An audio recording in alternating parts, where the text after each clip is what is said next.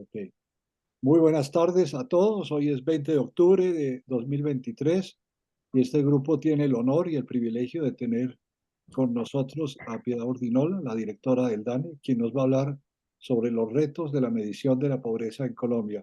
Piedad, buenas tardes, bienvenida y adelante. Muy buenas tardes a todos y todas. Muchísimas gracias por esta invitación. Para mí realmente es un honor estar hablando con tantos expertos y expertas en temas profundos de nuestro país y pues nada, muy contenta de estar acá. Estoy compartiendo la pantalla, entonces voy a hacer la presentación de corrido porque no puedo ver cuando alguien quiera hacer una intervención y podemos hacer las preguntas, comentarios al final de ella, por favor. Bien, entonces rápidamente la presentación de hoy va a estar concentrada sobre los retos en la medición de pobreza en Colombia. La pobreza, como la medimos desde el DANE, tenemos en estos momentos los indicadores de pobreza monetaria y pobreza multidimensional. Entonces, el plan de la presentación es aquí brevemente un objetivo general de nuestra apuesta estratégica, explicarles rápidamente cómo medimos la pobreza en Colombia. He intentado hacer esto de la manera más didáctica y pedagógica posible porque sé que el público que nos está escuchando y que pues esto probablemente luego queda colgado en la red no necesariamente es un público que sea ampliamente experto en materia de pobreza, los retos específicos del IPM, de la pobreza monetaria y desigualdad, retos transversales y pues el camino a seguir. Bien, entonces, en materia de producción estadística de los indicadores de pobreza y desigualdad en el DANE hemos venido trabajando en la implementación de una serie de recomendaciones nacionales e internacionales, actualizaciones y retos que nos permiten brindar a los colombianos estadísticas de mejor calidad, que muestran una adecuada representación de la realidad económica social del país. Y esto, digamos, se ha convertido en una impronta de la entidad, ya está en nuestro ADN. Tan así que hace menos de 20 días pues pasamos una ley, conocemos una entidad como la Ley de Estadística, la Ley 2335 del 2023, en la cual ya a nivel de ley está esto así escrito de esa manera. Nuestra labor de producir estadísticas oficiales tiene que seguir estas recomendaciones, estos lineamientos y estas buenas prácticas internacionales, que repito, es algo que ya venía haciendo la entidad desde hace varios años, pero ahora queda en orden de ley este mandato. Tiene que seguirse y también tiene que seguirse esa búsqueda, la actualización de las nuevas técnicas, de las nuevas metodologías y que sigan siempre estas prácticas internacionales, todo siempre en el marco de la transparencia y en la producción estadística como un bien público, de tal manera que sea disponible para absolutamente todos los agentes de la sociedad. Entonces, pensando en esta forma en que se produce la información estadística oficial en el país, pues me voy a concentrar hoy en las estadísticas de pobreza monetaria y desigualdad que buscan siempre ser medidas con mayor calidad. La medición de la pobreza monetaria evalúa la suficiencia de ingresos o la capacidad adquisitiva para alcanzar un nivel básico de bienestar que utiliza siempre dos elementos. Como lo ven acá, el ingreso per cápita por unidad de gasto y de otro lado las líneas de pobreza monetaria. Entonces, en este ingreso per cápita por unidad de gasto, lo que buscamos es tener lo que sucede entre el número de personas que conforman esa unidad de gasto. Entonces, tenemos un ingreso corriente disponible y la fuente para hacer nuestra gran encuesta integrada de hogares. Esta encuesta, pues hace una encuesta tradicional del DANE, arranca desde las más antiguas que tenemos en la entidad, desde los 70, con lo que antes conocemos con las encuestas nacionales de hogares, y que han ido evolucionando de nuevo siguiendo estos lineamientos que acabo de hablar. En aras de la mejora siempre de la producción, pues tenemos la última reforma de esta gran encuesta integrada de hogares, fue hecha en el 2021, que sigue todos los lineamientos de la OIT. Las líneas de pobreza monetaria se miden como extrema y como su nombre así solito, líneas de pobreza monetaria. La extrema, de nuevo, siguiendo estas definiciones internacionales, representa el costo de adquirir una canasta básica de alimentos. Es decir, que una persona solo puede adquirir la comida que satisface nuestra condición biológica para poder subsistir, realmente solo para mantenerse viva. Eso es lo que significa esta línea de pobreza monetaria extrema, perdón. Y la monetaria, sin el extrema, pues es un costo muy, muy básico de adquirir una canasta muy básica, y así se llama, de bienes y servicios que consumen los hogares. Para generar esta información, entonces también la combinamos con la encuesta nacional de presupuesto de los hogares, que es la que nos da precisamente esas canastas, nos ayuda a tener esa medición de las canastas de los hogares, también recorre los hogares, ambas son encuestas de hogares, entonces ambas encuestas van a preguntar la información de los hogares, ambas tienen unos tiempos distintos. Esta encuesta nacional de presupuesto de los hogares fue llevada a cabo entre el 16 y el 17, se llenan unos cuadernillos. La gran encuesta integrada de hogares es un cuestionario que se le formula a los hogares. Entonces, una persona se considera en pobreza monetaria o pobreza monetaria extrema si el ingreso per cápita por unidad de gasto es menor a la línea de pobreza correspondiente, monetaria o monetaria extrema. Y la incidencia de pobreza monetaria extrema es el porcentaje de personas que se encuentran en situación de pobreza monetaria extrema. Entonces tenemos esta identificación que tenemos para los hogares, luego medimos el porcentaje de personas que se encuentran en esa situación de pobreza monetaria o monetaria extrema, y así generamos la incidencia de estas dos pobrezas. Bien, entonces, ¿cómo medimos la pobreza en Colombia? Esta medida de pobreza monetaria extrema, de nuevo, pues corresponde a los cambios metodológicos que vamos haciendo de los insumos con los que se fabrican estas estadísticas. En una línea de tiempo reciente, que pues es la que ven ustedes en esta diapositiva, en 2006 tenemos el cambio metodológico de la encuesta continua de hogares a la gran encuesta integrada de hogares. Este fue un cambio importante en el cual empezamos a tener unas mayores coberturas, un muestreo que está diseñado por barrido para que así al ir acumulando encuestas vayamos llegando a unos niveles geográficos más pequeños que nos permiten tener mejores cifras. Otra vez, si nos conectamos cuando nació esta encuesta, que era la encuesta nacional de hogares, arrancó con 4 ciudades, luego subió a 7 ciudades, luego a 13 ciudades, luego empezó a incorporar zonas rurales, y tenemos toda esta evolución. Una de esas evoluciones es esta 2006, que también tiene que ver con estos temas de muestreo para poder tener una mejor representatividad del país. 2009, empalme de cifras de pobreza y desigualdad de 2002 a 2008 a través de la metodología MESEP. En 2011 tenemos la construcción de nuevas líneas de pobreza a partir de la ENIC, la Encuesta Nacional de Ingresos y Gastos, que era la encuesta que teníamos antes para la medición de esas canastas que mencioné hace un momento, y que ahí lo ven más adelante, en 2020, es las nuevas líneas de pobreza a través de esta Encuesta Nacional de Presupuesto de los Hogares, que reemplaza esa ENIC que en 2011 pues estábamos usando con los datos medios en 2006-2007. 2012 surge el COMPES 150 de metodología de pobreza monetaria, que es la adopción y adaptación de los estándares de mediciones internacionales para el país, y se construye en conjunto con Planeación Nacional. En el 2020 no solamente tenemos la nueva medición de la NPH, sino también la inclusión de registros administrativos en la medición de ingresos. Es algo muy importante, la inclusión de registros administrativos, lo llamo yo la forma de producción estadística del siglo XXI, porque viene a alimentar las formas tradicionales que tenemos de construcción de estadísticas. Censos y encuestas es lo que todos y todas tenemos en la cabeza, es lo que sabemos cómo la gente hace las estadísticas, pues utiliza este tipo de información. Pero a medida que hemos evolucionado, y pues esto es algo que viene también rondando los círculos académicos desde los 70, pero empieza a implementarse hasta finales del siglo XX, y ya de manera un poco más masiva en el siglo XXI, es la utilización de registros administrativos. Los registros administrativos son todos esos registros, comenzaron siendo solo los oficiales o los públicos, que llenamos en gran medida muchas personas para distintas cosas que no corresponden a la producción estadística, pero que luego se les vio ese potencial y en efecto vienen a alimentar la producción estadística. Pensemos en países como Estados Unidos, donde hay un registro tributario universal.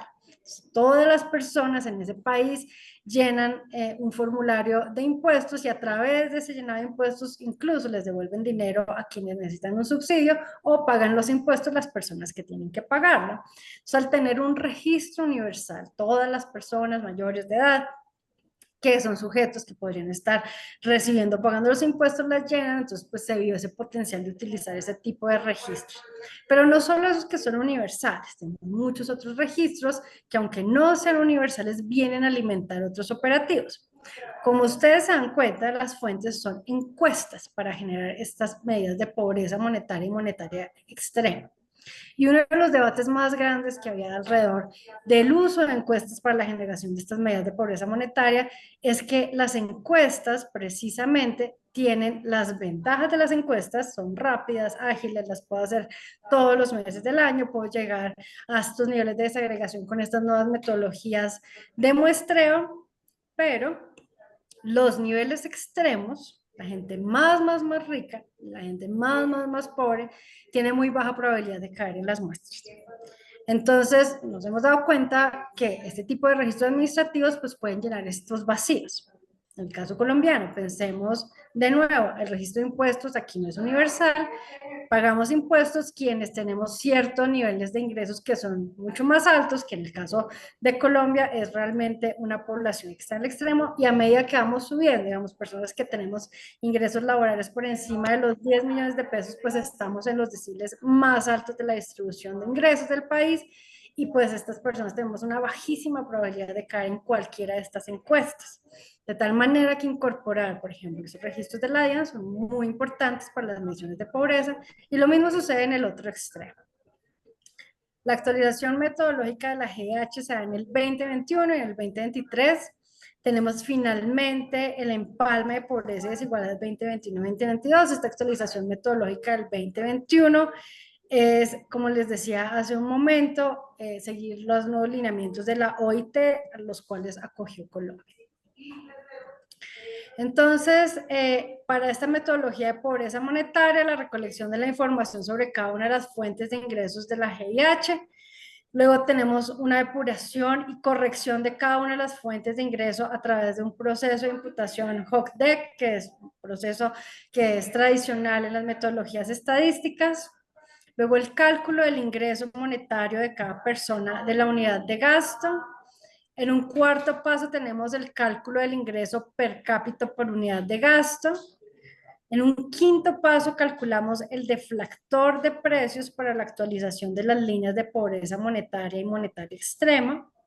En un sexto paso hacemos la comparación del ingreso per cápita por unidad de gasto y las líneas de pobreza monetaria y las líneas de pobreza monetaria extrema, y finalmente el cálculo del porcentaje de las personas en situación de las dos pobrezas para hallar esas incidencias de pobreza.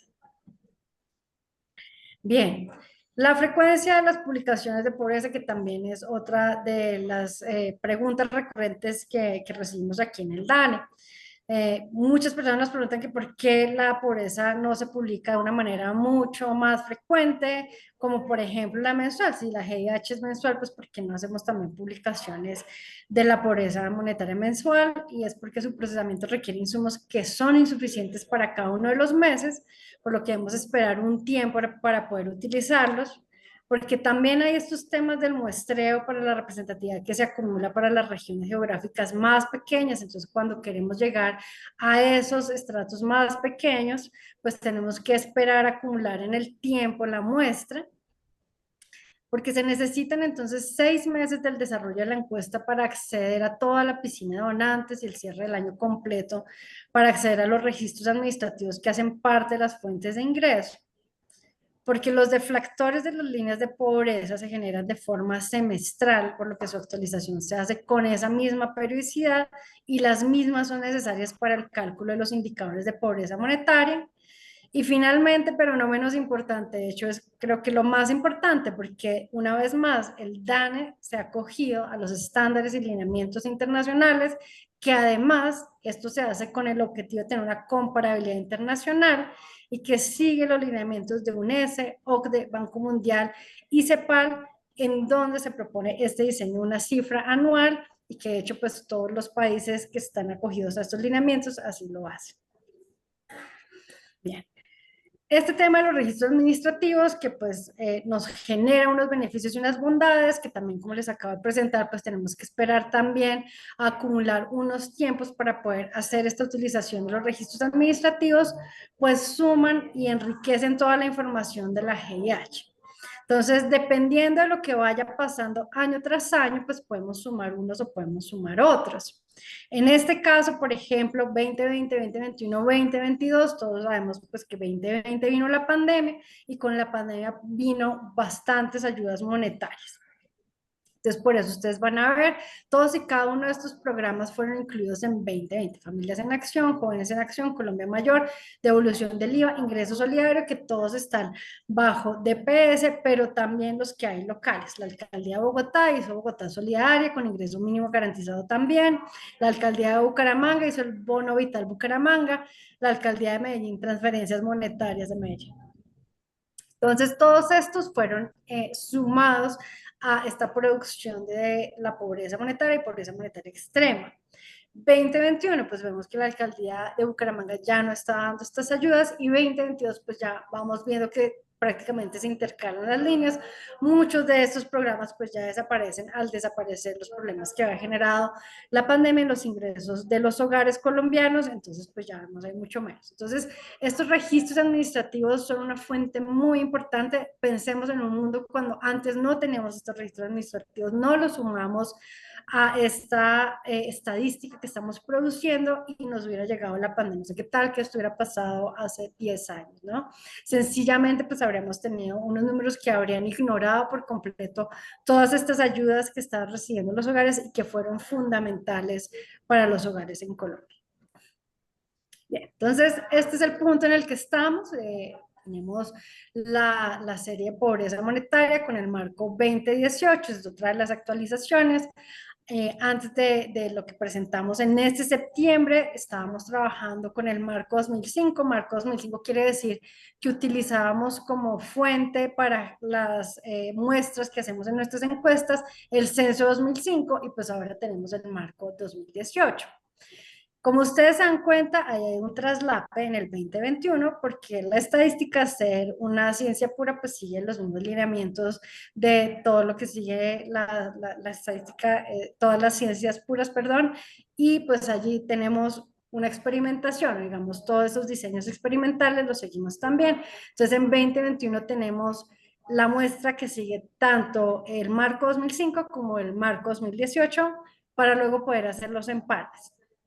Hay una linecita punteada y están los dos valores del 2021 porque no hemos hecho todo el empalme. Cada vez que se hacen actualizaciones, ustedes se fijan, ya les hablaba de tres actualizaciones. El cambio de marco del censo 2018, el cambio de metodología de la GIH y la implementación de la encuesta nacional de presupuesto de los hogares. Si nosotros rehiciéramos toda la serie cada vez que se hace uno de estos cambios, sería un error. Digamos, primero no podemos, esos cambios, por ejemplo, solo de las encuestas, pues no nos permiten hacerlo retrospectivo o tenemos que hacer es una estimación hacia atrás en vez de una medición, que es realmente la tarea del DANE. Pero lo que sí hacemos es precisamente este enganche en la serie para que sean realmente comparables. Ese enganche en la serie no lo hemos terminado de hacer y por eso es que ustedes ven esa linecita punteada y separando dos valores y dos valores diferentes para el 2021. En este punto donde estamos en la fabricación de la cifra, pues no es comparable pegar esa serie, es decir, no está correctamente metodológicamente hablando coger y enchufar el número que tenemos en 2020, por ejemplo, me voy a referir al nacional, 42.5%, y enchufarlo con el 2021 que estamos viendo después de la línea punteada, es decir, 39.7 y seguir en 36.6. Esto no es algo que podamos hacer, esto sería un error de procesamiento, digamos, un error de la producción de la cifra. Por eso hemos presentado y en el ejercicio que sigue el DANE, como siempre, de presentar todos sus procesos de manera transparente y está así. Esto es lo que en este momento vamos y terminaremos el ejercicio del enganche y lo estaremos presentando en el primer semestre del próximo año. Lo mismo sucede para pobreza monetaria extrema. Aquí vemos la cifra, está toda la serie con el marco 2005, que no es comparable con esta serie con el marco 2018, pero pues que sí nos da una noción de lo que está pasando en las cifras de pobreza. Y de nuevo, una vez más, el próximo semestre ya podremos tener toda la serie completamente enganchada. A partir de esta información, pues también podemos tener otros indicadores que son tradicionales en la medición de pobreza. Es la línea de pobreza monetaria extrema per cápita para el 2022 fue 198.698. Es decir, que en un caso de un hogar de 4 personas, pues esta línea acumula 794.792 pesos. La línea de pobreza monetaria per cápita nacional en 2022 fue 396.864 pesos y para un hogar de 4 personas eso acumularía 1.587.456. Esto nos lleva entonces también a tener mediciones ya del Gini para el 2022 a nivel nacional fue de 0.556, una variación de menos 0.007 frente a 2021. En las cabeceras ese mismo Gini fue 0.538 y en los centros poblados y rurales dispersos es 0.479. Cuando revisamos también por características del jefe del hogar para los principales dominios y 13 ciudades y áreas metropolitanas, aquí tenemos en la primera columna esas características propias del jefe del hogar, como el sexo de ese jefe de hogar. Entonces encontramos que a nivel nacional esta incidencia de la pobreza es mucho más alta para mujeres que para hombres, 41.4, para hombres 33.1. Esto es estándar, esto lo hemos encontrado históricamente en las cifras de pobreza. Lo mismo cuando revisamos esas diferencias, bien sea en cada uno de los dominios geográficos, cabeceras, pasa lo mismo, es más alta para mujeres que para hombres, pero esa pobreza también es menor en cabeceras que en centros rurales y poblados dispersos. Tenemos que de nuevo, aún en centros poblados y rurales dispersos, mayor para mujeres que para hombres, en 3 ciudades o áreas metropolitanas, mayor para mujeres que hombres, y en otras cabeceras también. Entonces, esto es una tendencia que siempre hemos observado en la producción de esta cifra. Cuando miramos las edades de los jefes del hogar, pues encontramos que va a nivel nacional para aquellos jefes que son más jóvenes de 45.7%, mientras que quienes son adultos mayores, mayores de 65 años, 27.7%, y pues vemos una tendencia a decaer a medida que va avanzando la edad en estos rangos de edades que estamos presentando acá en este caso. Revisando a través de los niveles educativos del jefe o la jefa de hogar, pues lo que encontramos es que esta incidencia de la pobreza baja y va bajando drásticamente a medida que vamos avanzando en cada uno de estos niveles educativos. Para los jefes y jefas que no tienen educación, no solo primaria, llega a 46.9%, secundaria 40.9%, técnica o tecnológica 24.3% y universidad o posgrado 8.4%, y esta tendencia se repite también a través de los diferentes dominios geográficos. Si revisamos lo que sucede en la situación laboral, ocupados, desocupados, inactivos y asalariados, encontramos que para el nivel nacional esta incidencia es de 33.3% para los ocupados, de 62.4% para los desocupados, de inactivos un 40.2% y para los asalariados 21.2%, y esta tendencia también es recurrente históricamente y se repite a través de todos los dominios geográficos. Si revisamos por posición ocupacional entre asalariados y patronos y cuenta propia, para asalariados encontramos que tiende a ser menor, 21.2% en el total nacional, patronos y cuenta propia tiende a ser mayor, 45.2%. De nuevo, esto también se replica en los distintos dominios geográficos y también sucede históricamente en el país. Y cuando revisamos para quienes son afiliados o no a los temas de seguridad social, en pensiones particularmente, los afiliados tienen una incidencia de 13.1%, los no afiliados 47.7%, y de nuevo estas mismas brechas las vemos a través de los distintos dominios geográficos y las hemos encontrado a lo largo de las estimaciones que hemos hecho. Cuando revisamos por características del hogar, los hogares que tienen niños menores de 15 años, entonces quienes no tienen niños tienen una incidencia de 22,9%, que llega a ser hasta 31,3% en centros poblados y rurales dispersos. Con un niño está el total nacional en 40,5%, con dos niños 58,3% y con tres o más niños 79%. Eso es un patrón que también encontramos muy parecido en la otra medición, que es el índice de pobreza multidimensional. Los hogares que tienden a tener más niños también suelen tener mayores incidencias de la pobreza, y esto se agrava cuando lo combinamos con otras vulnerabilidades, como en este caso, por ejemplo, los dominios geográficos, donde vemos que esto pues tiende a ser mayor en centros poblados y rurales dispersos. El número de ocupados en el hogar, cuando no hay ningún ocupado, es 52,5%, un solo ocupado 44,4% y dos o más ocupados 25,6%. Si nos vamos hacia el tamaño del hogar, cuando es de una sola persona, la incidencia es de 14,7%, dos personas 21%, tres personas 29,9% y cuatro personas o más 47,2%. Bien. Y haciendo este mismo análisis para la pobreza monetaria extrema, pues vemos unos patrones muy similares. Ahora lo que vemos son unas incidencias que son menores, pero no por ello menos preocupantes. Recordemos que esta es la pobreza monetaria extrema. Entonces, al revisar esto, no voy a leer otra vez todas las cifras, sin duda alguna compartimos la presentación, no hay ningún problema. Y pues allí lo que vemos son de nuevo estos mismos tendencias con unos porcentajes menores que, repito, no por ser menores son menos preocupantes, todo lo contrario, son mucho más preocupantes porque esta es pobreza monetaria extrema.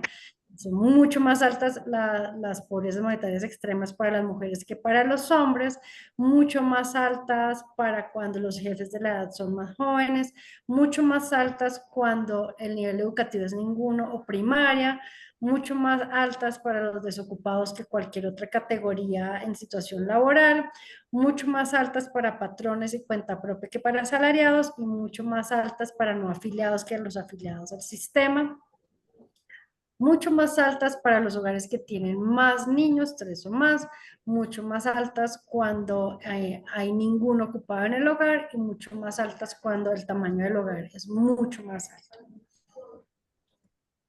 Aquí solo me voy a volver un poquito para llamar la atención en el número de niños menores de 15 años, tres o más en pobreza monetaria extrema, alcanza niveles hasta de 51,4 en centros poblados y rurales dispersos. Sí, sin duda alguna, pues sí, pensando ya en términos de un hacedor de políticas públicas, pues de focalización clarísimamente, pues la vemos ya media en estos temas, y cuando vemos número de ocupados en el hogar, ningún ocupado también en centros poblados y rurales dispersos alcanza casi 50%, 49,100%. Entonces, pensando que esto es pobreza monetaria extrema, pues allí estamos viendo claramente unas vulnerabilidades que se identifican rápidamente con solo esta medición.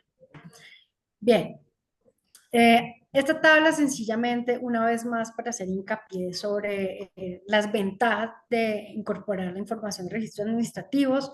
De nuevo, esto es algo que se está haciendo en la producción de estadísticas oficiales en el mundo entero. Colombia no se queda atrás, y para la fabricación de los indicadores de pobreza sí que es importante. Entonces, no solamente como les mostraba en la tabla pasada, que precisamente muestra una coyuntura tan dramática como fue la pandemia, sino que pues cuando ya lo vemos, aún en un año ya más relajado, ya habiendo salido la pandemia en 2022, pues hay unas diferencias importantes cuando medimos la pobreza y la pobreza extrema. La columna de la izquierda muestra la cifra que tenemos ya fabricada, ahí ustedes la van a ver, está ordenada de mayor a menor por la incidencia de pobreza. Centros poblados y rurales dispersos tienen mayor incidencia, y pues vamos viendo cómo van bajando a través de las ciudades, y tenemos allí unos indicadores que alcanzan niveles del 48,5% y 48,8%, Valledupar, Riohacha, Sincelejo 49,5%. En incidencia de pobreza extrema, vemos allí centros poblados y rural disperso, alcanza el 23,3%, Quibdó llega a 31,7%, y las otras ciudades pues ya están por debajo del 15%, 66% tenemos también en Santa Marta. Bien, si no incorporáramos esos registros administrativos, pues tendríamos otro tipo de cifras. Tenemos unas cifras bien distintas, tenemos unas cifras con una incidencia superior. Miremos solamente la primera columna, centros poblados y rural disperso. Si no incorporáramos esto, la incidencia de la pobreza no sería 45,9, sino 53,4, es decir, habría una diferencia de 7,4. Y en la pobreza extrema pasaremos de 23,3 a 32,1, es decir, esta reducción de 8,9 puntos porcentuales pues es importante. Y esta es la gran ganancia que tenemos de incorporar este tipo de información. Bien, el otro indicador que tenemos para la medición de la pobreza en Colombia es el índice de pobreza multidimensional.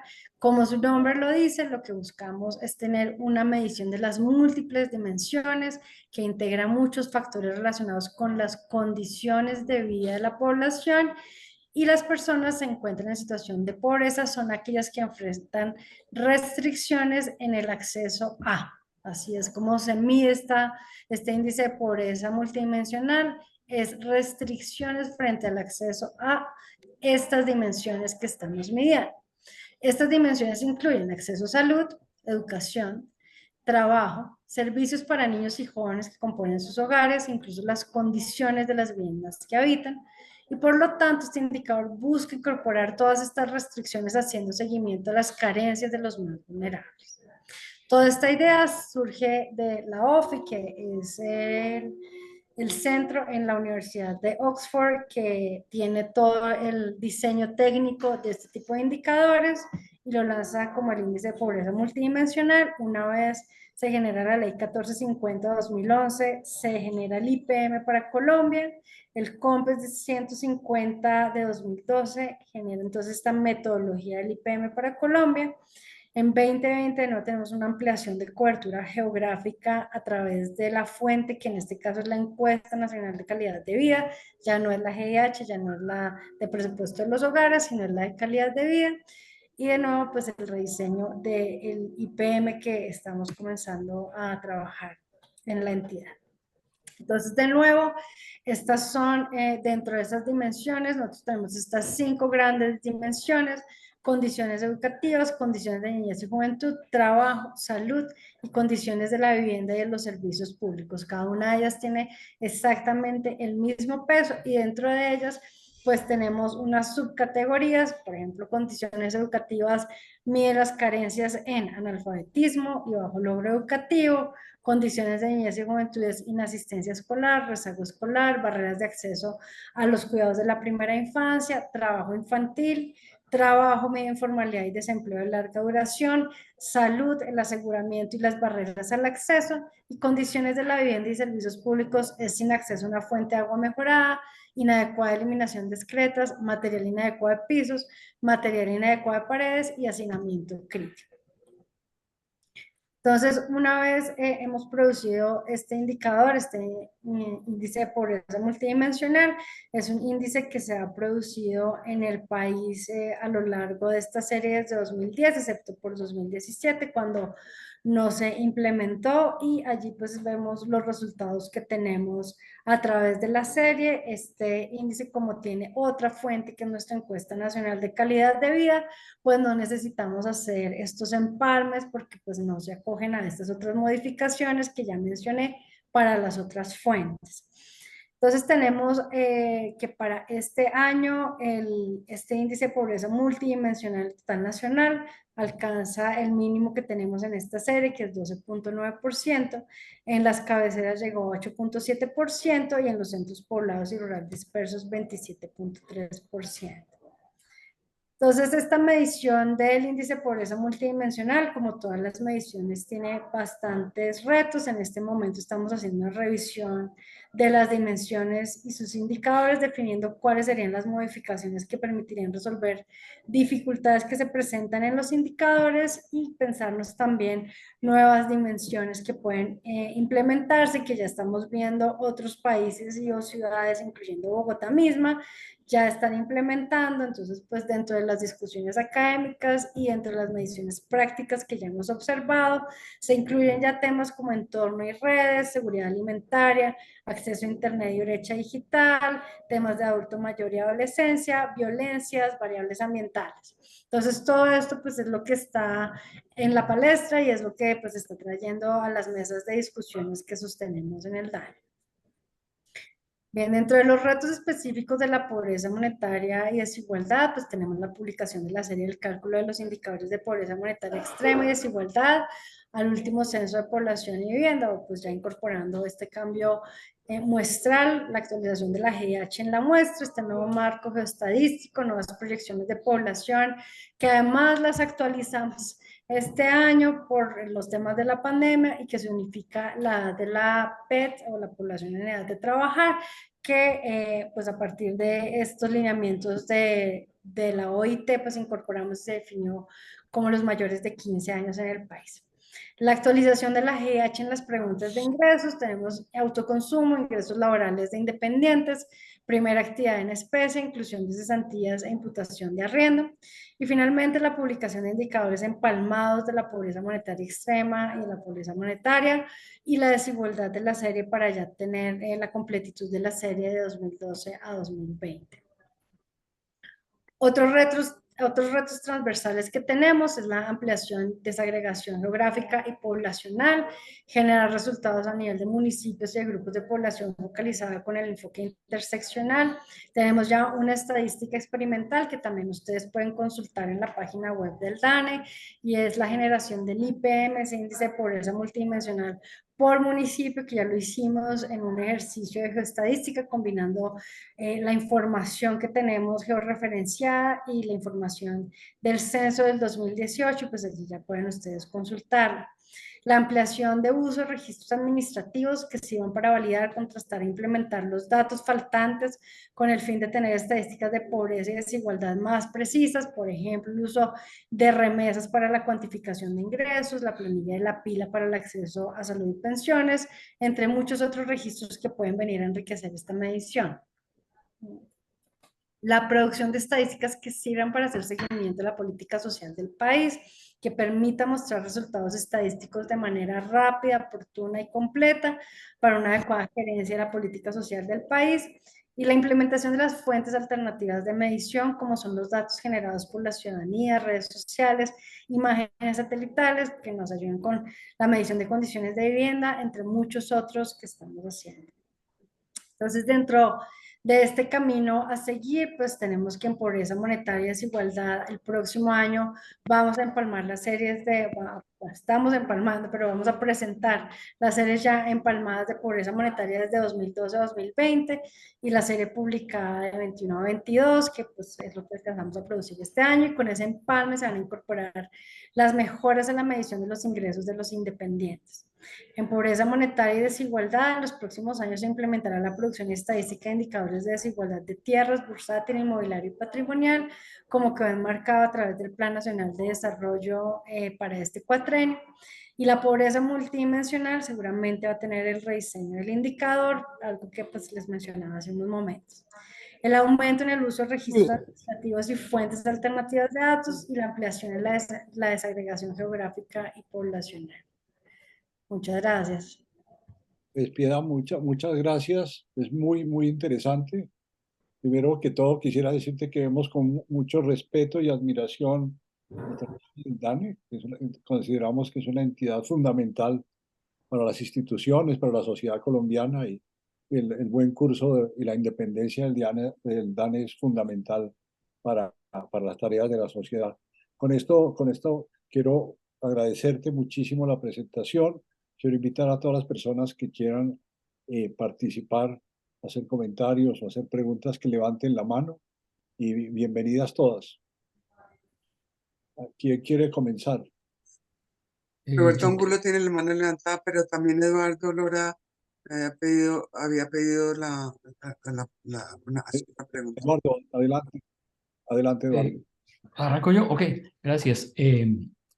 Bueno, no, pues muchas gracias, Piedad, por esta excelente presentación y felicitaciones por haber pasado la ley de estadística. Yo creo que eso es algo que nos da mucha confianza, porque realmente puede existir el temor de que pues el DANE sea politizado de alguna manera y esto es una forma de protección, de manera que muchas gracias. Yo tengo básicamente un comentario que no sé si tú lo conoces, pero quisiera hacerlo, si me lo permiten, con unas láminas súper sencillas,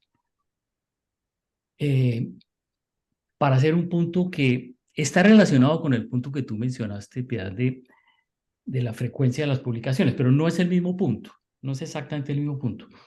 Este punto tiene que ver realmente es con cómo interpretamos los resultados de los cálculos que ustedes hacen.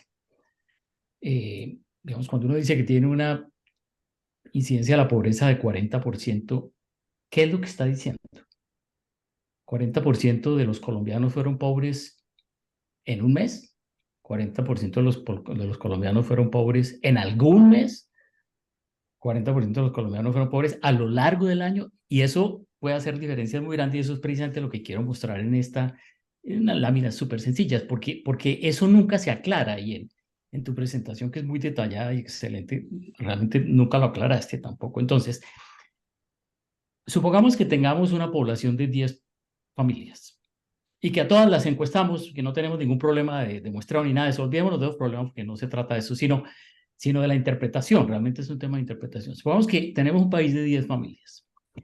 Esas 10 familias las podemos entrevistar a todas todos los meses sin ningún problema. Entonces, las entrevistamos en el mes de enero, por ejemplo, y nos damos cuenta de que 40% de ellas tienen ingresos por debajo de la línea de pobreza. Entonces tenemos una tasa de pobreza de incidencia del 40%. Ahora, como las podemos seguir todo el tiempo, pues tendríamos todo este panorama, ¿no? Entonces tendríamos que algunas son pobres todo el tiempo, una de hecho es pobre todos los meses, algunas son pobres unos meses y otras no, algunas, como la número 10, la familia 10, nunca es pobre.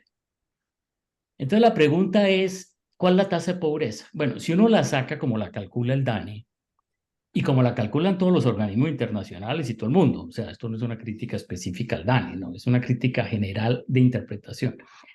Si uno la toma como la calcula el DANE, pues uno tiene entonces que el promedio de todos estos datos es 41% en el ejemplo que hemos tomado, y entonces pues esa sería, por consiguiente, la tasa de pobreza que reportaría el DANE, 41%. Muy bien. Pero ¿qué es lo que está diciendo esta tasa de pobreza? Esta tasa de pobreza, la mayoría de la gente la interpreta como que fue el 41% de los colombianos fueron pobres durante el año, y eso no es cierto. Y ese es el punto básicamente que nosotros, con Miguel Benítez, que está aquí presente, sobre el cual hemos escrito un artículo para explicar las implicaciones de esto, lo que significa esto. Porque puede significar cosas muy distintas dependiendo de qué pasa con los ingresos de las familias cuando están en una u en otra situación. Entonces, yo puedo producir perfectamente un resultado en que la tasa de pobreza durante el año es 80%. Si, por ejemplo, en la mayoría de estas familias, lo que ganaron cuando estaban por encima de la línea de pobreza no alcanzó a compensar lo que no tenían, lo que les faltaba para llegar a la línea de pobreza en otros meses. Entonces yo podría tener una línea de pobreza anual en el año. Yo podría decir, mire, 80% de los colombianos durante el año no tuvieron los ingresos suficientes para pasar la línea de pobreza anual, o sea, 12 veces la línea de pobreza mensual. Igual podría tener otro resultado completamente distinto, dependiendo de cuáles sean los ingresos, si fueron, digamos, si aquí lo que tenemos son individuos que les va mal un mes, pero pues se recuperan perfectamente en los otros meses y ganan mucho más, etcétera. Podríamos tener perfectamente, por ejemplo, una tasa de pobreza del 20% anual. Entonces, ese es realmente el punto que me parece que no se aclara. Me parece que es muy importante aclararlo, y entre otras cosas porque tiene implicaciones muy importantes para muchas cosas que hacemos con los datos de pobreza, como por ejemplo saber si estamos asignando correctamente o no los subsidios. Nosotros no queremos asignar los subsidios a las pobrezas mensuales, queremos asignar los subsidios a las pobrezas anuales, por lo menos porque tienen mucho más sentido. etcétera. Entonces, esta es realmente una crítica bastante fundamental, sobre todo interpretación, sobre la cual pues me gustaría mucho oír tus reacciones. Y de nuevo, pues obviamente, muchas gracias por la presentación. No, pues muchas gracias por la sugerencia. Esta crítica que tú estás haciendo es una crítica que también pues está en el ambiente académico desde hace mucho tiempo.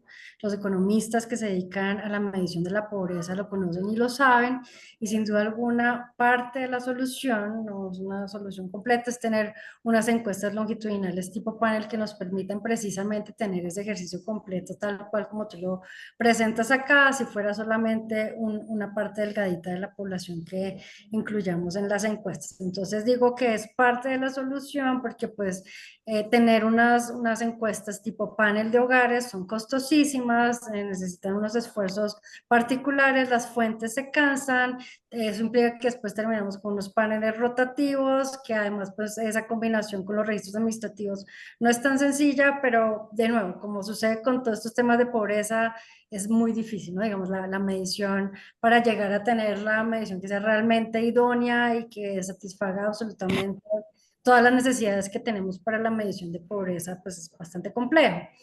Algunos países entonces pues han avanzado en estas líneas, pero de nuevo, aún haciendo la incorporación y haciendo estos grandes esfuerzos financieros y pues técnicos y demás por tener y mantener encuestas tipo panel para los hogares, sigue siendo una solución parcial. Claro, es mucho mejor que lo que tenemos, que en el caso colombiano todavía no tenemos una encuesta de hogares oficial que sea longitudinal. El DANE ha acogido la que era la ELCO que comenzó en los Andes, y pues estamos comenzando a trabajar desde el DANE, pero pues de aquí a que una encuesta madure y tenga los resultados que deseamos y que después pensemos en tener la medición de pobreza, pues realmente va a pasar bastante tiempo para llegar hasta ese punto. Pero sin duda alguna, como bien lo mencionas, esta es una de los temas que está en el radar en el mundo académico. Recordemos que el mundo académico es fundamental para la producción de las estadísticas. Todos estos lineamientos internacionales y buenas prácticas, pues no es que de pronto gente en Naciones Unidas y CEPAL se sentó a hablar sola de esto y decidió el alineamiento, no, siempre hay esta interacción con toda la academia y con todos los técnicos y especialistas en los temas. Estos son discusiones amplias, largas y profundas que se dan, y pues a nivel particular también sucede. En el caso de Colombia, por ejemplo, nosotros tenemos nuestro comité de expertos en pobreza, que es uno de los tantos comités de expertos que tenemos en el DANE. Uno muy importante es el CACEN, que por ejemplo instauramos hoy, que es el Comité Asesor del Sistema Estadístico Nacional, y pues tenemos muchísimos otros más, y esto se replica para todos los INES del mundo, Institutos Nacionales de Estadística, y de nuevo, en estas instancias que nos dan los lineamientos y buenas prácticas internacionales. Entonces, cuando digo que es algo que está en la mente de los académicos y de los técnicos, pues lo digo de una manera que quiero exaltarlo, ¿no? Porque es algo muy importante y que siempre estamos teniendo en cuenta estas opiniones que nos parecen muy valiosas. Entonces, pues aterrizándolo al caso colombiano, te lo resumo, todavía no hay una solución ideal. La mejor solución para ese problema en particular es tener encuestas tipo panel, pero asimismo irla enriqueciendo con los registros administrativos, y aún así no resulta ser la solución completa al problema, y para que eso llegue a suceder en Colombia nos falta tiempo, porque nos faltan recursos, básicamente. Gracias, Piedad. Entonces, Roberto Angulo, adelante. Si quieres, Armando, veo que Miguel Benito está alzando la mano y supongo que es para el mismo tema de Eduardo. Entonces, si quieren, pues podría seguir primero Miguel para agotar este tema y A ver, Miguel, ¿es sobre lo mismo o sobre otro tema? Sí, sí, no, porque hola a todos, ¿cómo estás? Hola, Piedad.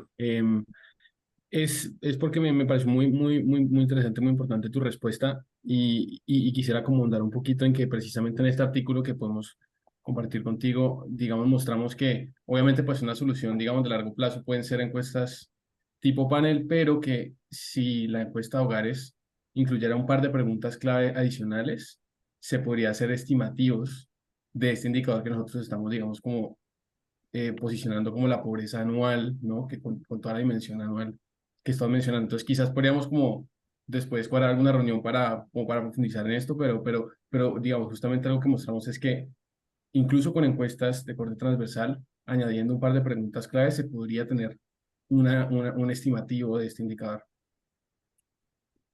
Muchas gracias. Ahora sí, Roberto, adelante.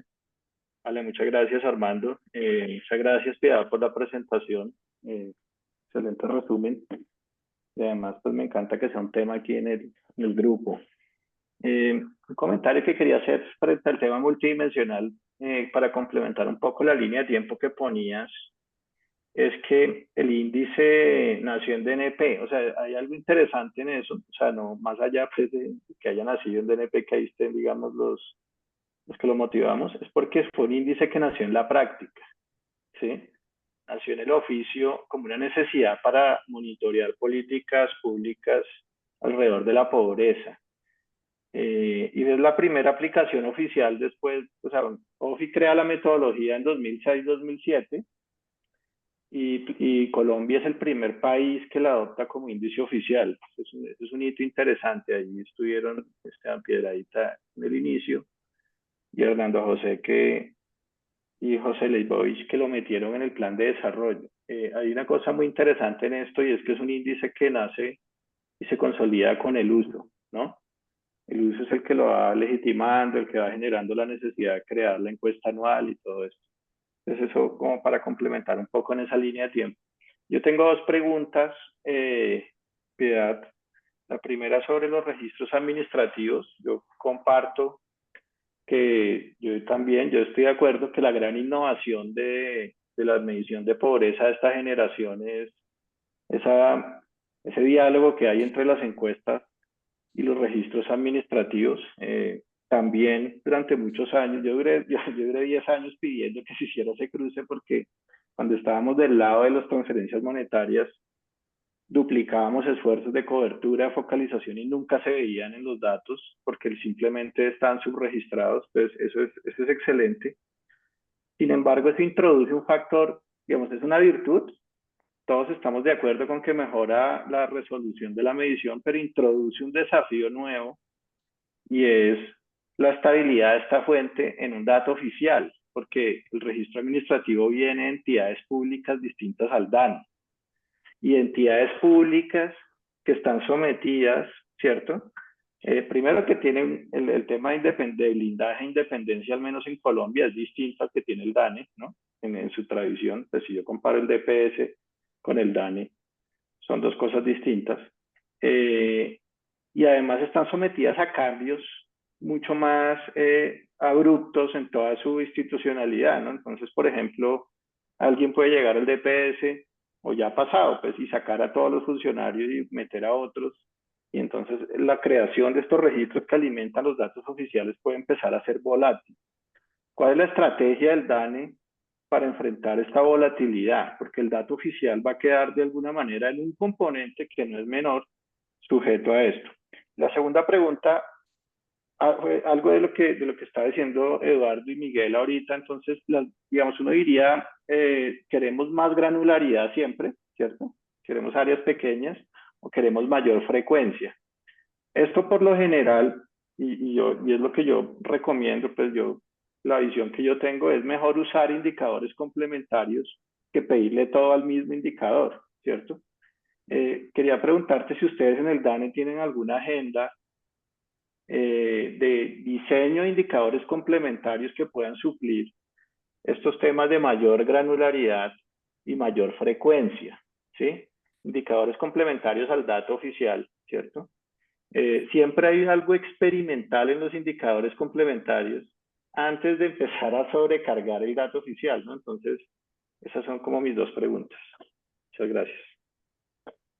Muchas gracias por las preguntas y pues me da pie para hablar de muchas cosas en las que estamos trabajando en el DANE que no solo corresponden a este tema particular de pobreza. Este uso de registros administrativos, como les decía, es la forma de producción estadística del siglo XXI. Esto no se usa solo para pobreza, en este caso actual en Colombia y en los fines del mundo, sino que lo estamos utilizando para un montón de otra producción estadística. Como bien lo dice, esos registros administrativos no están en la potestad del DANE. no siguen los lineamientos que el DANE ha establecido, pero eso no quiere decir que no tengan la calidad requerida. Nosotros acopiamos un montón de registros públicos y privados ya aquí en el DANE y con ellos alimentamos nuestra producción estadística. Pero no podemos utilizarlos todos porque nosotros sí tenemos estos estándares de calidad y pues unos niveles de la información. Entonces siempre hacemos toda esa revisión dependiendo pues de la temática, en este caso de pobreza, en este caso los de DPS, por ejemplo, pues siempre hacemos todos esos chequeos y hay una comunicación permanente entre los técnicos de ambas entidades en los que estamos haciendo unas revisiones profundas al respecto. En este año en particular, por ejemplo, pues DNP, que nos ha apoyado siempre en la producción de la cifra de pobreza, también está muy involucrado en esas bases de datos, porque pues además van a venir a alimentar otros registros que DNP tiene un interés muy importante de generar a partir de esa información de DPS. Entonces, lo que vamos a ver en el futuro, de nuevo, es que estos registros administrativos van a comenzar a tener mucha más relevancia, no solamente para el DANE, sino para muchas otras instituciones que también son productoras de estadísticas oficiales, y esto va a hacer que vamos a tener unos lineamientos y unos estándares para la producción de los registros administrativos. Una vez más, esta ley de estadísticas con la cual estamos muy contentos en la entidad, yo particularmente, pues nos va a dar también esta potestad de generar estos lineamientos y una estandarización a través de todos los entes, repito, públicos y privados, que ahorita es muy incipiente, pero cuando revisamos países donde esto ya funciona mucho mejor, porque son países bien pequeños como los países nórdicos o países muy coordinados, muy organizados en la producción estadística como Corea del Sur, esto ya funciona, digamos, en realidad se hacen estos lineamientos, empiezan a darse cuenta que es mucho más práctico que todos tengamos la forma de producción armonizada y que la armoniza un solo agente, en este caso el DANE, en los casos de estos países, el correspondiente al DANE en estos países, y pues así, digamos, logramos como esta organización de una gran orquesta con un director de orquesta que viene siendo el DANE en la producción de los registros administrativos. Todos empiezan a darse cuenta que esto va a ser mucho más eficiente, que reduce un montón de costos, que no hay duplicación de esfuerzos y en el futuro, pues, digamos, es como yo lo veo en ese momento. En este momento, nosotros hacemos unos análisis muy juiciosos, hacemos una revisión de la calidad de la información que nos provee el DPS. Seguiremos en ese trabajo, pero en el futuro seguramente hacia allá se irá moviendo. Y en la medida en que hayan más usuarios de esa información, pues más exigencias van a haber, digamos, va a haber una mayor presión a que esos lineamientos empiecen a generarse. Entonces, tener un actor como DNP también requiriendo esta información, sin duda alguna, pues ya es el comienzo de estas presiones que vienen a darse y seguramente hacia allá nos vamos a mover con el registro de DPS. En cuanto a tu segunda pregunta de mayor granularidad, pues también registros administrativos nos ayudan a generar estas diferenciadores o interseccionalidades que estamos generando, pero también algo que estamos liderando desde el DANE, y liderando no es solo una palabra por usarla retóricamente, sino en la Comisión de las Américas, Estadísticas de las Américas, de la cual llegué hace 3 semanas, pues Colombia ya está liderando pasar toda esta producción de información a partir de estimaciones de área pequeña, que son todas estas metodologías estadísticas que se han inventado desde los años 70, que rondaban ya la producción estadística en muchas áreas, pues desde hace muchísimas décadas, y que en este momento en muchos DANES y en el mismo DANE nuestro, las tenemos como estadísticas oficiales. Entonces estas metodologías, al igual que sucedió con el muestreo, cuando se inventó el muestreo, pues se veía como algo novedoso y que le tenemos algo de temor porque no sabíamos si sí funcionaba muy bien o no. Ahora pues ya estamos mucho más tranquilos de que estas metodologías están funcionando y pues con ellas podemos llegar con las herramientas que tenemos hoy en día. Censos, encuestas, fotos, fotos satelitales, fotos aéreas, en fin, toda la conformación de información y toda la tecnología que hoy en día tenemos, podemos producir esas estimaciones para áreas pequeñas a través de algoritmos, inteligencia artificial, aprendizaje de máquina, etcétera.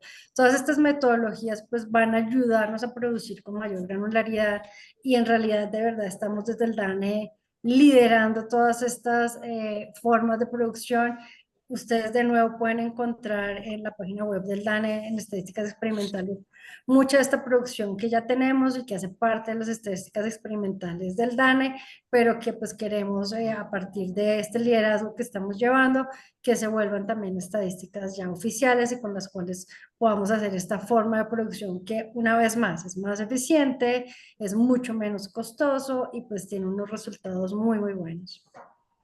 Gracias, Piedad. Antonio Ordinola, adelante.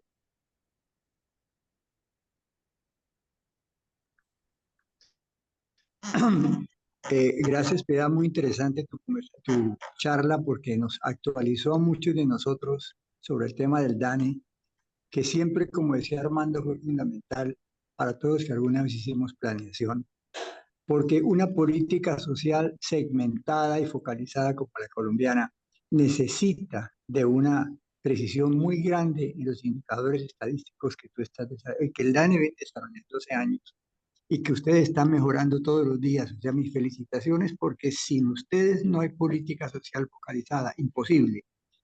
Y viene ahora una pregunta de una vieja curiosidad mía que nunca pude resolver yo, y es cuando se define el gasto mínimo de subsistencia por persona y se quiere llevar eso a nivel del tamaño de la familia, ustedes llaman, creo que lo llaman, perdón, si me equivoco, unidad de gasto, eso lo hacen linealmente. Dicen, si el gasto mínimo por persona son 100 pesos, entonces la familia de 4 son 400.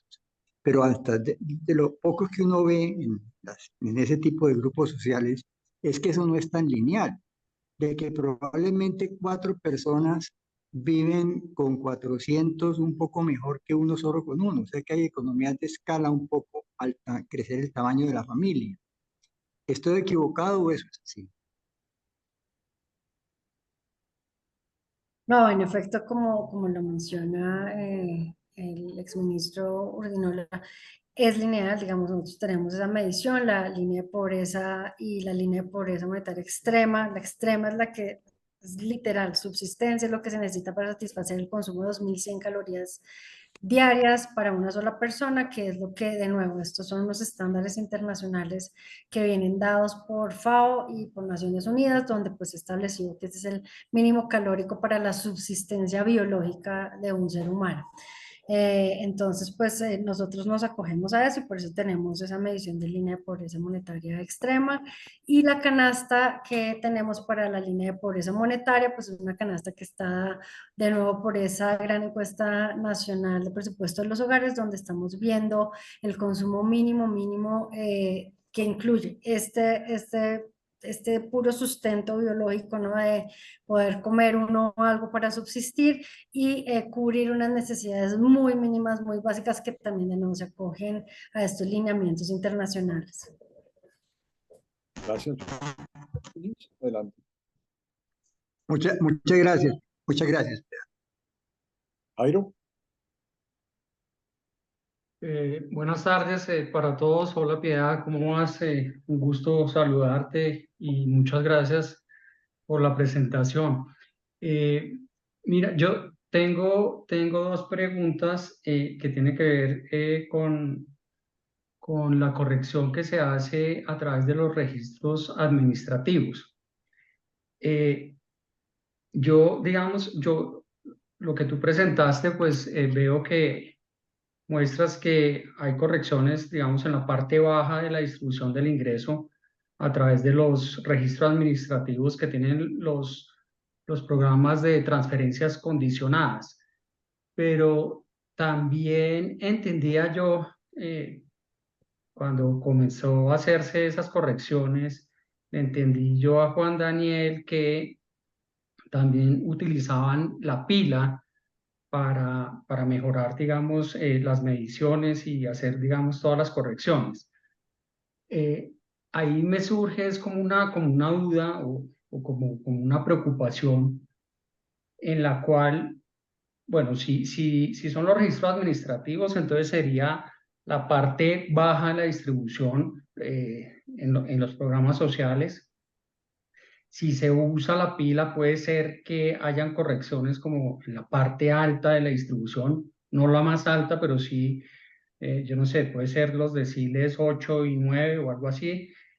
Eh, y, digamos, podría suceder que hay segmentos a lo largo de la distribución del ingreso que sí se están corrigiendo y otros que no se corregirían, porque los registros administrativos, pues obviamente no recorren, la pila no recorre toda la distribución del ingreso y los programas sociales tampoco lo hacen. Entonces, digamos, se me ocurre, escuchando, incluso cuando estaba escuchando a Roberto, que el coeficiente Gini puede cambiar de una forma que realmente como que uno no sabe para dónde va, si está haciendo correcciones como parciales a lo largo de la distribución del ingreso. Entonces, no sabría uno qué es lo que esas correcciones implican en el número final del Gini. Esa es como la primera pregunta. Y la segunda pregunta tiene que ver con el empalme y los registros administrativos. Entonces, yo entiendo también que yo trabajé muchos años en esto, pero hace varios que no lo hago. Yo entiendo que las correcciones se empezaron a hacer hace unos pocos años y entonces me pregunto si se va a empalmar hacia atrás, digamos, si ya está una corrección hecha con los registros administrativos y se va a hacer el empalme hacia atrás, entonces ustedes deberían hacer las correcciones con registros administrativos. Si no se hace, entonces el empalme va a ser incomparable. Esa es la segunda pregunta. ¿Qué están pensando en ese tema?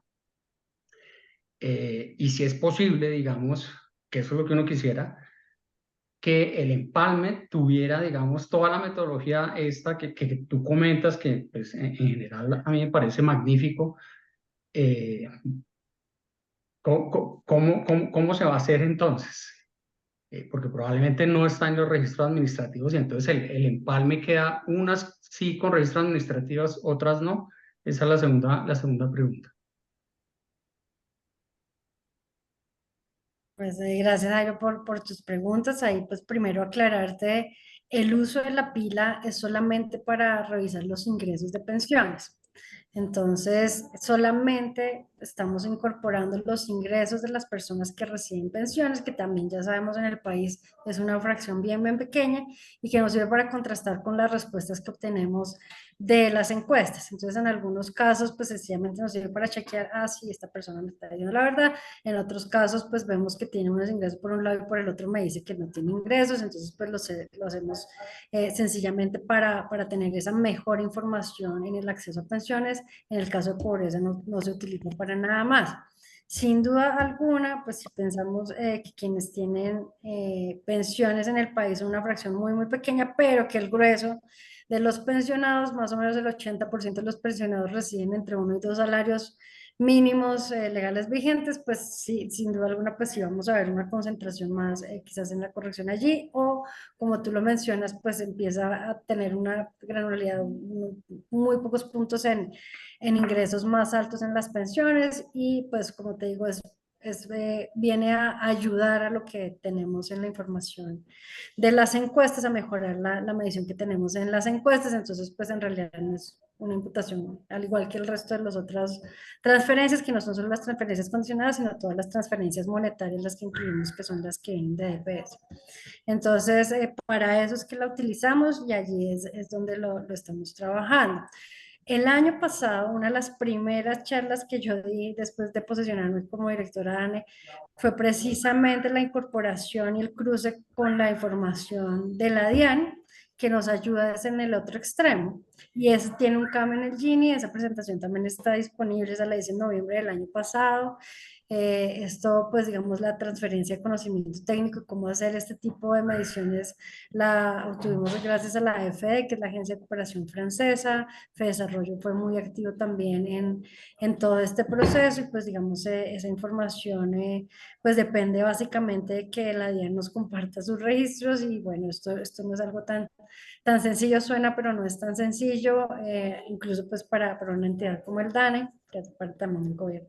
Pero pues es un ejercicio muy interesante, muy bonito y que a pesar de que también solamente estamos viendo ese extremo superior, sí hay un cambio. Entonces, mi punto es, y también para terminar la respuesta de la anterior pregunta, es, claro, cualquier información adicional que se tenga va a cambiar el Gini, aunque sea un poquitito, ¿sí? Porque dependiendo de si qué tan al extremo estoy y estoy añadiendo esa información, pues voy a tener esos cambios sin duda alguna. Muy bien. Gracias, Piedad. Santiago Montenegro. Gracias y felicitaciones, Piedad, por esa excelente presentación. Mi pregunta, comentario tiene que ver con algo de lo que dijo Eduardo Lora y también con lo que acaba de decir Jairo. Nosotros hemos tratado de utilizar la pila, ¿no? Para ver las densidades de cotización. La pila no es solo para los pensionados, es para los que están cotizando. Entonces el universo sí es mucho más grande. Y tiene otra ventaja muy grande, que es panel. La pila es un panel, ¿no? Entonces nosotros la hemos utilizado para hacer estimativos de formalidad e informalidad, ¿no? Tú me corriges, según entiendo, la definición de informalidad que se calcula con base en las encuestas de hogares, preguntando a las personas si usted cotizó el mes anterior a pensiones, cotizó o no cotizó el mes anterior. Y con base en eso, pues tenemos la cifra que para nivel nacional da algo así como 58% de informalidad. Nosotros hicimos un ejercicio no comprensivo, no sistemático, con base en la pila. Y ahí uno puede ver si la persona cotizó 6 meses durante el último año o 8 meses, ¿no? Y el cálculo que hemos hecho es que si usted solo cotizó, digamos, 2, 3 meses durante el año, la informalidad así definida puede estar encima del 80%, ¿no?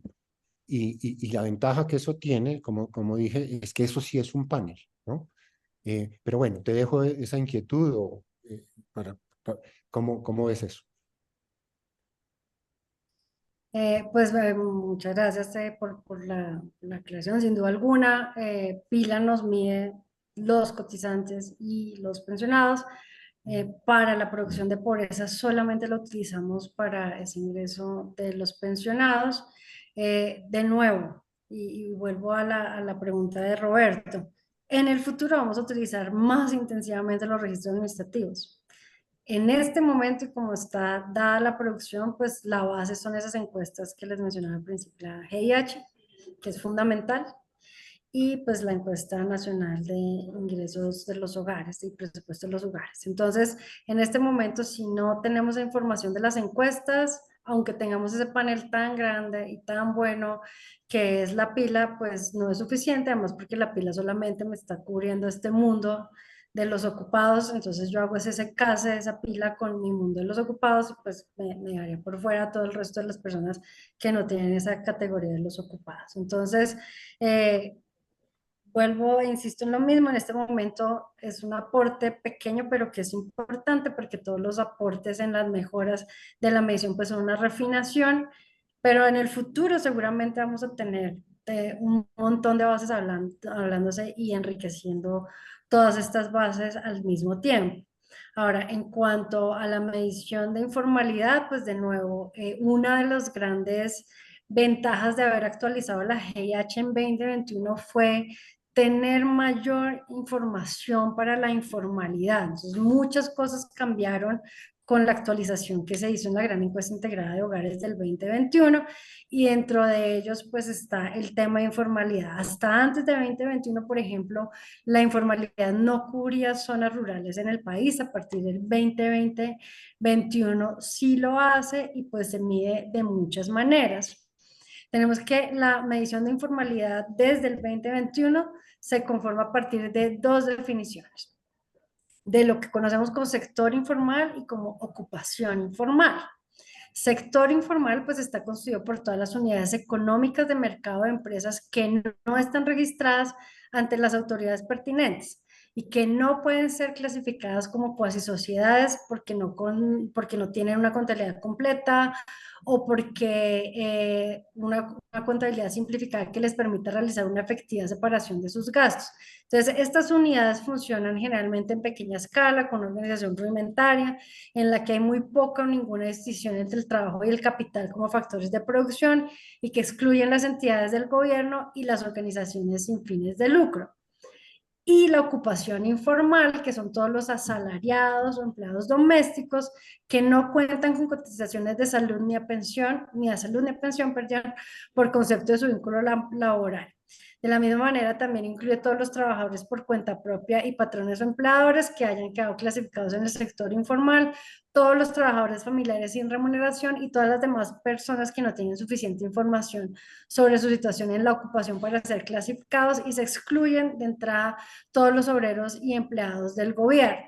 Entonces, como vemos, pues esta definición también viene evolucionando y pues esta es una de las grandes ventajas que tenemos al haber incorporado estas nuevas definiciones, este cambio en el 2021. Y con estas GIH pues ya tenemos una definición que se basa en la CIED 17 que contempla para medir esa informalidad tanto el sector como la ocupación. Entonces, ya no es solamente desde el lado de la ocupación, sino también el tema del sector. Se definen como ocupados informales pues los que acabo de explicar y el tamaño de la empresa y llevar la contabilidad y que esta empresa tenga los papeles necesarios pues también se vuelve algo muy importante. Y allí entonces la informalidad se amplía también, que es otro de los grandes avances al total nacional. Antes solamente lo medíamos en cabeceras, en los dominios urbanos, ahora lo tenemos para el total nacional, una medición de cabeceras y total de centros poblados y rurales.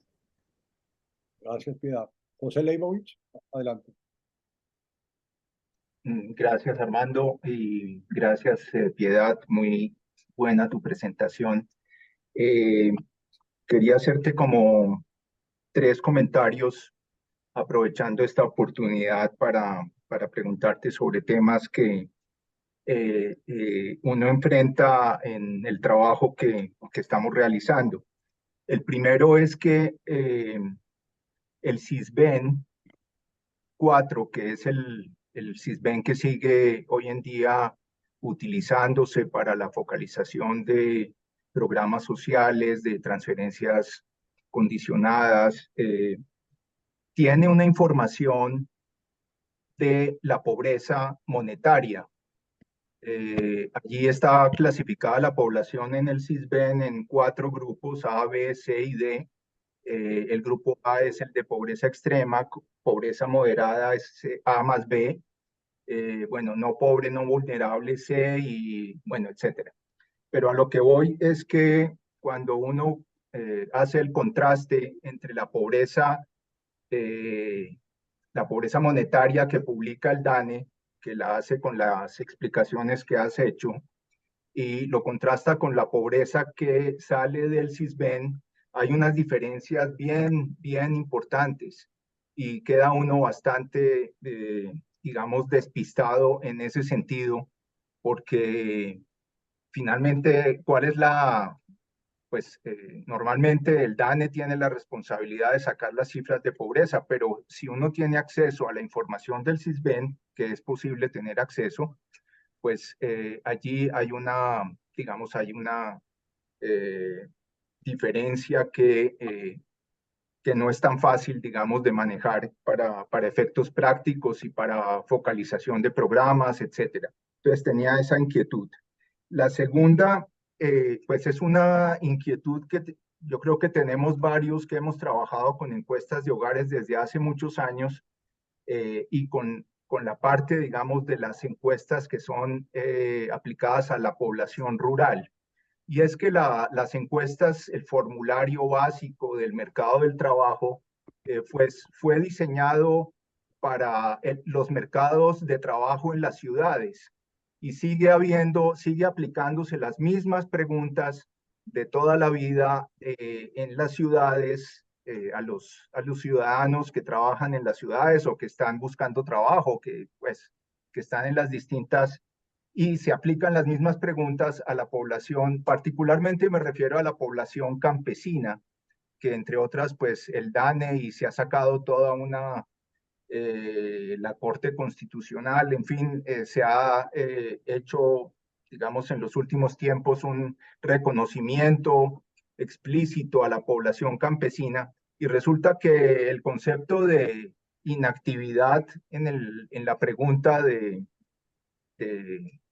en estas encuestas, pues realmente una persona inactiva en una familia campesina, pues es difícil pensar que está inactiva. Normalmente está haciendo alguna cosa que genera algún nivel de bienestar o de necesidad que hay que resolver. Entonces tenía como esa inquietud sobre el tema, digamos, del mercado de trabajo en la ruralidad.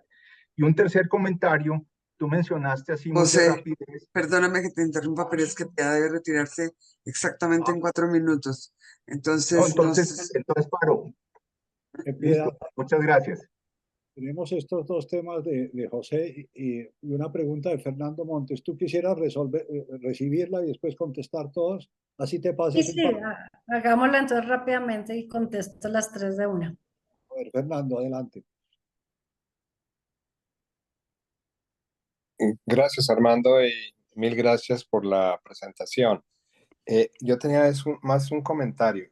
Una de las estadísticas más aterradoras que he visto últimamente es sobre las expectativas de vida por quintil económico, que publicó el Financial Times. Pero es aterrador que en los países avanzados, entre el quintil superior y el quintil inferior, la expectativa de vida de los ciudadanos es casi entre 18 y 20 años de diferencia. O sea que la pobreza mata efectivamente. Entonces, yo pregunto si en Colombia es posible conocer cuál es la expectativa de vida por estrato económico. Y es un dato importantísimo, interesante y generalmente bastante trágico. No sé si hay una respuesta a cómo mirar eso y si se puede mirar en el caso colombiano. Gracias. Ahora sí, Piedad. Bien, pues muchas gracias. Comienzo por la última porque es de mi vida pasada y presente como demógrafa. Entonces, pues la esperanza de vida y estos diferenciales, pues es algo que ha empezado a medirse en este siglo básicamente. Y pues depende de los cruces de información que se puedan hacer de los registros de defunciones, que son los que nos dan la información de los muertos para poder tener la tabla de vida. Y que pues coincida con los denominadores, ¿no? Necesito tener, digamos, para medir la esperanza de vida de las mujeres, necesito tener numerador mujeres, denominador mujeres. Ahora, cualquier otra partición, mujeres de quintil 1, tengo que tener las medidas en las defunciones y en el denominador en la población total. Entonces, yo tendría que tener esa información tanto en el registro de función como en los censos, en la población general. Entonces, en este caso, en Colombia, pues todavía no es posible hacerlo, pero de nuevo, volviendo a mi vida académica, fueron ejercicios que yo alcancé a hacer con algunos de mis estudiantes por alguna otra aproximación socioeconómica.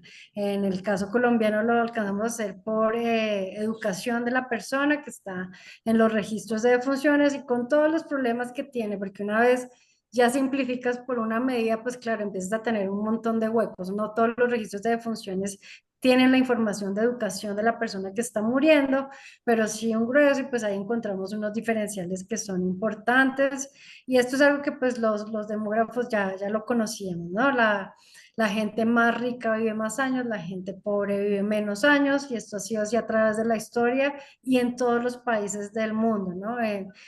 Solo pues y anecdóticamente para mostrarlo, digamos, creo que cualquier persona que ha viajado a Europa y visita las tumbas de los reyes, pues por toda esta tradición monárquica que tienen los europeos, pues a uno cuenta que desde hace 3 siglos o más los reyes ya vivían hasta los 70 años a quienes no los mataban. Entonces, pues esto es algo que pues ha sucedido siempre a lo largo de la historia y en todas las sociedades, pero para hacer la medición, en este caso en Colombia todavía nos falta un buen tiempo para llegar allá y ASA es las siglas, el profesor Luntz que está allá ha hecho unos esfuerzos enormes para poder tener este tipo de mediciones así diferenciales y pues están generando unas metodologías que resultan interesantes para poder sobrepasar este tipo de retos que tenemos, porque en el registro de función pues no se incluye toda esta información que nos permita parear numerador y denominador. Y volviendo ahora sí pues a estos temas de pobreza que nos planteaba José, pues mirar el tema del registro de CISBEN y la focalización que tiene el DNP, sin duda alguna, y pues allí esta llave que hemos hecho y que mencionaba también al principio con DNP ha sido fundamental. Estamos trabajando siempre de la mano con ellos y como les decía también en otra respuesta, el hecho de que Planeación Nacional quiera también tener este acceso a estos registros de EPS para juntarlos con otros registros propios que son de DNP, que incluyen estos de CISBEN y otros que tienen de focalización, y hacer este gran registro único de personas que pues ya se ha propuesto y que hemos escuchado hablar al director de Planeación Nacional, pues va a ser algo muy importante y que nos va a alimentar a nosotros seguramente la producción de pobreza, y en la medida en que esta alianza entre el DANE y Planeación se sostenga, pues va a ser muy fácil pensar en esta combinación, y pues de hecho, digamos así, un poco lo estamos también envisionando. Ya veremos a medida que se vayan dando la conformación de estas bases de datos, cómo será esa interacción de las personas.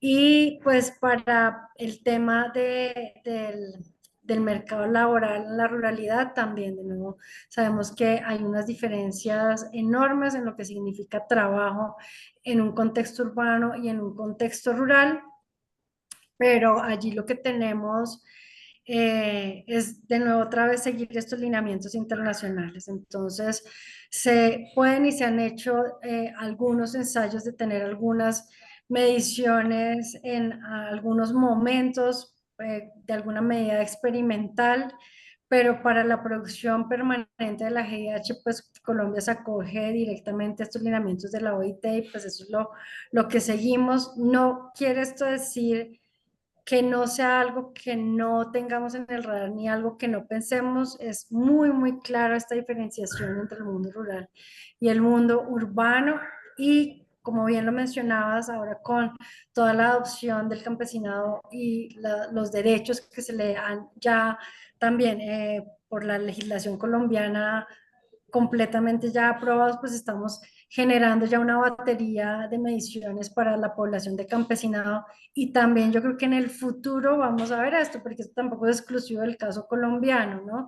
Esto es también un movimiento que estamos viendo que comienza a darse en muchos otros países, y en la medida en que esto empieza a crecerse, pues se van a ir generando esos lineamientos y esas mediciones internacionales, y pues allá va a estar muy bueno poder seguir trabajando en esa dirección. Muy bien, yo creo que de esta manera hemos terminado. Piedad, en nombre de este grupo quiero agradecerte enormemente la claridad, el esfuerzo que has hecho por explicarnos, por hacernos entender muchas cosas a los que no trabajamos estos temas. De modo que muchas felicitaciones por el trabajo en el DANE, y quisiera invitar a las personas a despedirte con un aplauso muy grande, invitándote a que vuelvas alguna vez por acá. Muchas gracias. Muchas gracias a ustedes. Gracias. Muchas gracias. Muchas gracias. Piedad, muchas gracias.